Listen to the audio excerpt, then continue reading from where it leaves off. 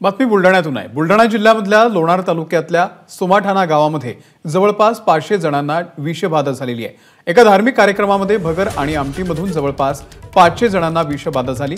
या सर्व गावकऱ्यांवरती विविध ठिकाणी प्राथमिक आरोग्य केंद्रामध्ये आणि ग्रामीण रुग्णालयांमध्ये उपचार सुरू आहेत। यातील 100 ते 120 जणांची प्रकृती सुधारल्याने त्यांना घरी सोडण्यात आले, तर 400 जणांवरती अजूनही उपचार सुरू आहेत। यातील काही वृद्ध नागरिकांची प्रकृती गंभीर आहे। प्राथमिक आरोग्य केंद्रामध्ये रात्री डॉक्टर्स नसल्याने गावकऱ्यांनी जिल्हा आरोग्य प्रशासनाच्या विरोधामध्ये संताप व्यक्त केलेला होता।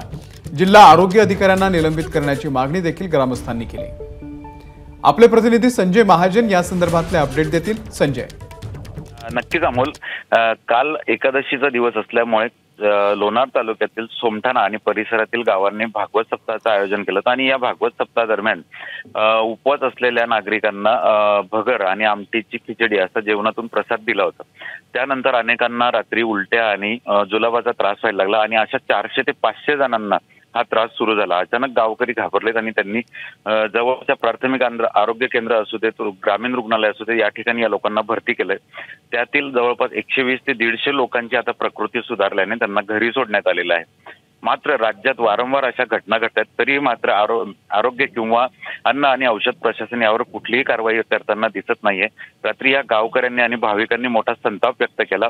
जिल्हा आरोग्य प्रशासनाचे डॉक्टर्स यावेळी हजर नसल्याने गावकरी मोठे संतप्त झाले। अमोल, धन्यवाद डॉक्टर दिलेल्या या संपूर्ण माहितीबद्दल। एबीपी माझा, उघडा डोळे बघा नीट।